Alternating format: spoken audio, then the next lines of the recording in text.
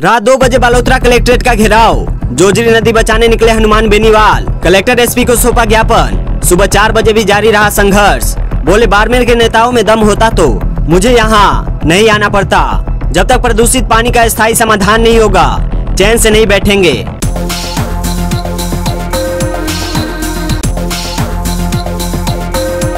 Voter अधिकार नेता प्रतिपक्ष में राहुल गांधी बोले, मैंने वोट चोरी पर प्रेस कॉन्फ्रेंस की तो चुनाव आयोग ने मुझसे एफिडेविट मांगा। जब कुछ दिन पहले बीजेपी के लोगों ने प्रेस कॉन्फ्रेंस की तो उनसे कोई एफिडेविट नहीं मांगा गया। चुनाव आयोग कहता है आप एफिडेविट दो कि आपका डेटा सही है। ये डेटा चुनाव आयोग का है, मुझसे एफिडेविट क्यों मांगा जा रहा है?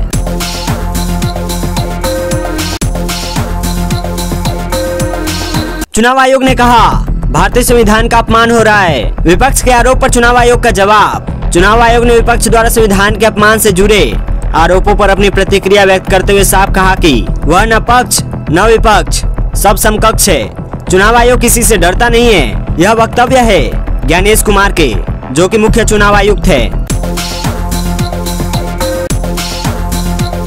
मेले में पार्किंग के पैसे अलग लगते हैं। ये तो रामदेवरा में प्रवेश करने के लिए लेते हैं। गाड़ी के 100 रुपए और मोटरसाइकिल के 50 रुपए लेते हैं और वहाँ की पुलिस प्रशासन के सामने अपनी दादागिरी करते हैं और पुलिस कुछ नहीं बोलते। वे भी कहते हैं कि पैसे तो देने होंगे।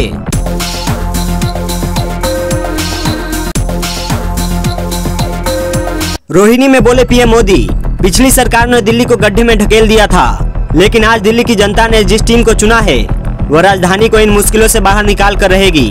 भारत को सशक्त बनाने के लिए हमें चक्रधारी मोहन से प्रेरणा लेकर आगे बढ़ना है और भारत को आत्मनिर्भर बनाने के लिए हमें चरखाधारी मोहन के रास्ते पर चलना है। हमें वोकल फॉर लोकल को अपना जीवन मंत्र बनाना है। ये काम हमारे लिए मुश्किल नहीं है। जब भी हमने संकल्प लिया है तब हमने करके दिखाया है।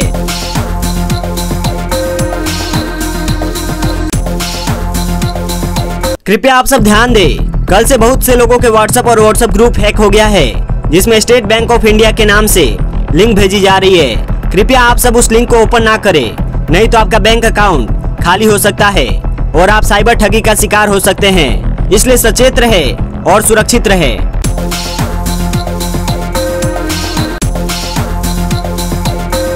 महाराष्ट्र के राज्यपाल सीपी राधाकृष्णन को राष्ट्रीय जनतांत्रिक गठबंधन एनडीए ने उपराष्ट्रपति पद का उम्मीदवार घोषित किया है।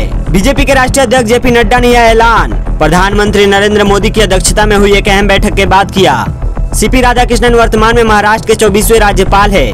वो इससे पहले झारखंड के राज्यपाल और तेलंगाना और पुडुचेरी के अतिरिक्त प्रभारी के रूप में भी काम कर चुके हैं। वह बीजेपी के वरिष्ठ नेता है और तमिलनाडु में पार्टी के पूर्व प्रदेश अध्यक्ष रह चुके हैं। उन्होंने कोयम्बटूर से 2 बार लोकसभा सांसद के रूप में जीत हासिल की है। सेंट्रल मिनिस्टर जीतनराम मांझी ने सोशल मीडिया पर पोस्ट कर कहा, हम एनडीए के उपराष्ट्रपति उम्मीदवार सीपी राधाकृष्णन का पूरा समर्थन करते हैं। हम सड़क से संसद तक एनडीए के साथ है। इस घोषणा के बाद एनडीए के सहयोगी दलों ने भी राधाकृष्णन के समर्थन में अपनी एकजुटता दिखाई। यह फैसला एनडीए की रणनीति को और मजबूत करने की दिशा में एक महत्वपूर्ण कदम माना जा रहा है।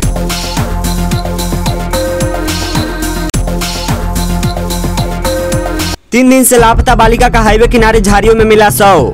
मेगा हाईवे किनारे झाड़ियों में मिला शव। इस जगह 2 दिन पहले पलटी थी कार में सवार 3 लोग हुए थे घायल। अनुमान लगाया जा रहा उसी हादसे का शिकार हुई बालिका। असाडा गांव के पादरू फांटा की घटना। सूचना मिलने पर जसोल थाना पुलिस पहुंची।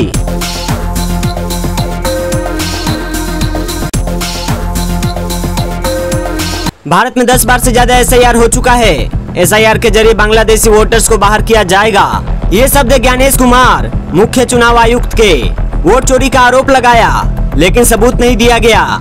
चुनाव आयोग सभी मतदाताओं के साथ खड़ा है। चुनाव से पहले वोटर लिस्ट दुरुस्त करनी होती है। एसआईआर में गड़बड़ी का भ्रम फैलाया जा रहा है।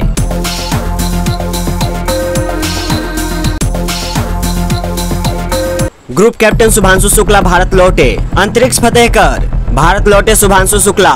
दिल्ली एयरपोर्ट पर हुआ भव्य स्वागत। केंद्रीय मंत्री जितेंद्र सिंह ने किया स्वागत। दिल्ली सीएम रेखा गुप्ता भी रही मौजूद। पीएम मोदी से मुलाकात करेंगे शुभांशु शुक्ला। शुभांशु शुक्ला पर होगी लोकसभा में विशेष चर्चा।